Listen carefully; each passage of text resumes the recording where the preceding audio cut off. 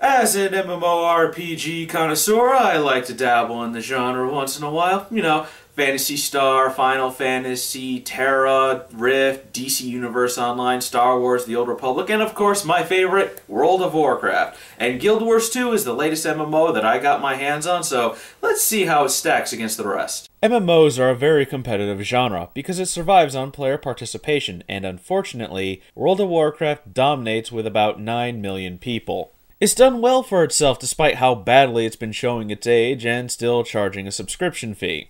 The problem with MMOs is that when they come out, they try to be a World of Warcraft killer, and that is why they fail. I'm specifically talking about Rift, a game that people thought I was bashing when in fact I was just very disappointed with it. And ever since Rift, I've been very cautious with MMOs. I'm very reluctant to buy them, in fact. And, you know, because you can't trade them in. They're stuck with you for life like herpes. And it's even worse when the server shuts down because then even the disc is completely useless. Although, you could probably use it as a coaster. Look at Tabula Rasa. That lasted about 15 months. That's how competitive this genre is. You either make it or you don't. In fact, look at Star Wars The Old Republic. It was being called the fastest growing MMO, and then subscriptions plummeted. It hasn't even been a year yet, and it's going free to play in order to try and install a player base. And The Old Republic is a really good game because you get to see how your choices alter the dialogue of your story. Which made me laugh at myself when I realized that I made the wrong choices. Because I'd go up to the quest giver and he goes like, "You killed him? You idiot! We could have used him!" And then for the next guy he said, "You let him live? You're an idiot!" And I was like, I didn't know! Which is like, you know, the only way to correct that mistake is to essentially re-roll the character. DC Universe Online is also free to play to try and install a player base. I'm not saying that going free to play is a sign of failure, but it's a method to get players in and then charge them for microtransactions because there's more money in nickel and diming players. And Guild Wars 2 knows that, and that's how it plans to make its money. And for every MMO that comes out, there's always something that I don't like. With Final Fantasy XI, it was that you had to be in a party if you wanted to make any headway. Going solo was almost not optional, and everything in the shops was just way too expensive. 1 million gil for a potion? That's stupid. Every area in Phantasy Star Online and Universe felt the same, and Sega didn't support the game with more content, patches, or even a more involving storyline.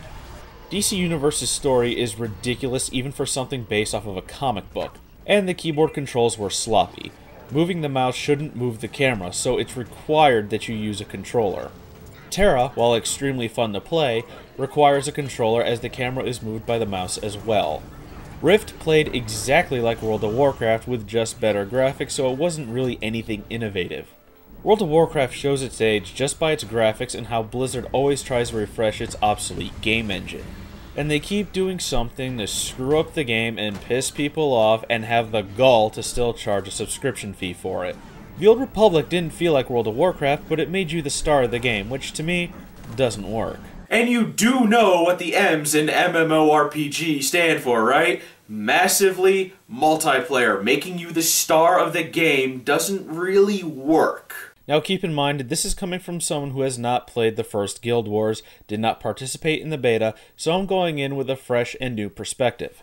Guild Wars 2 gives you a story based on some of the choices that you make while creating your character, which is cool. I rolled 2 characters. One was an upper class and the other was a street urchin. And the story is different for each one, which I love, but the story kind of focuses on you, not the world and what's happening in it. Now what I'm saying is that in an MMO, you are not the star. You are merely a pawn in a bigger world. You don't have a story. You only have a part in the story of the world. Like in the Old Republic, when I was starting out, there was the quest giver, trainer type of guy, and he was telling me, he's like, "Oh, you're my ace in the hole, you're my ace in the hole." And then anyone else that I would interact with, they would tell me, it's like, "Oh yeah, that guy's been talking about you. You're an up-and-coming star." And I'm kind of sitting there going, you know, I know that this is a world that there's other people in, other actual people in.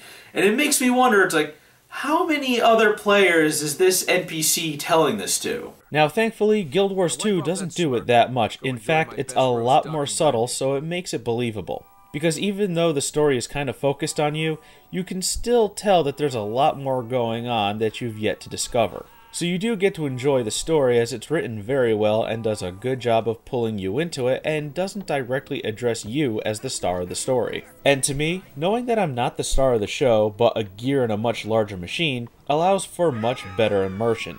Because with an MMO, saying that you're the star of the show is like saying you're the most important worker bee in the hive. Because if I'm the star of the MMO, I might as well just play a single-player game. One thing that people praise was that Guild Wars 2 doesn't have the typical collect, kill, complete X, Y, Z item, monster, or task, eliminating that RPG grind. However, that's not entirely true.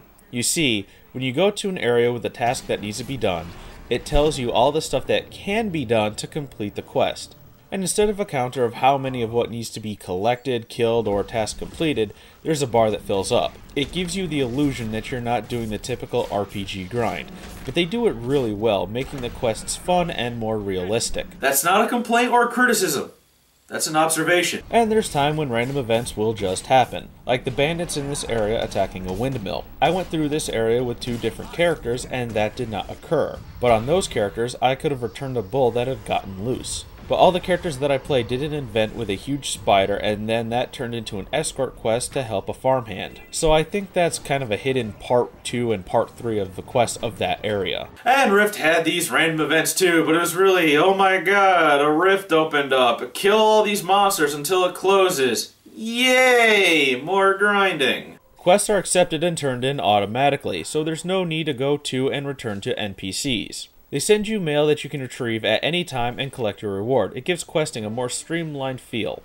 There's 2 types of quests, one with a gold heart and one with a green star. The ones with a green star will always point you in the direction that you need to go. The ones with a gold heart are more like side quests but don't point you in the right direction after you complete them. However, you'll need to find a scout to point you in the right direction for these gold-hearted quests. Which can make it pretty difficult, because if you're just following the story, you're gonna be level 5 and then be faced with a level 10 instance, and that's what happened to me when I was playing this character. So to complete this story, I'm going to have to go find other quests to grind so I can continue with the story, because I really want to know what happens to this guy I'm accusing of treason, but I need to get to level 10. Even though I died, it still continues, so I can only imagine that even though he won the fight, which would prove his innocence, he's supposed to lose, so there's no negative repercussions to doing something wrong. And I know I'm shifting gears pretty quickly here, but what happened to physical manuals? I miss physical manuals. I like physical manuals. I like something that I could hold in my hands and reference whenever I need it. And this isn't, specific to Guild Wars 2. A lot of game companies are forgoing an actual manual nowadays. There really is no in-game tutorial either. It just throws you into the action. But it does play like your typical MMO. But the combat is very unique. You get different abilities depending on what weapons you have equipped. But one thing that I can't stand is that there's no way to tell how far away you are from an enemy. For example, in World of Warcraft, if you're out of range, the keys associated with your attacks will be red. If you go to use them, you'll hear a sound, get an on-screen message, and your character will tell you that you're out of range and the ability will not be used. In Guild Wars 2, if you're targeting an enemy and go to attack but you're out of range, you'll attack, but not cause any damage, and then the ability you use will go on recharge, and the recharge times are just way too long. So I really don't feel like that I'm attacking with all of my power. But there are ways to reduce the time later on. But during leveling, it seems unfair, as enemies can and will gang up on you, and most of your abilities will be recharging. Yeah, you have your auto attack, but with that you might as well just be poking at them with a feather. With all other MMOs that I've played, leveling wasn't this challenging and they were more rewarding. I should not be gang raped at such an early level with given almost nothing for compensation. I'm not asking for the game to hold my hand like how World of Warcraft does, but all I'm asking is for some balance. The gameplay footage you're watching is me going through this area for a third time on my second Necromancer, which was made specifically for this review. Afterwards, I made a second Warrior and went through here for a fourth time, and that's when I got the game mechanics down pat. I know it sounds like I've been doing a lot of criticism, but that will all be explained when I give my rating. Now the level of customization is great, I love it. You can dye your armor and even acquire more dyes to add a level of customization that you don't get with many MMOs. So your armor is unique to you. You can also customize your character's face, height, body type to a good degree.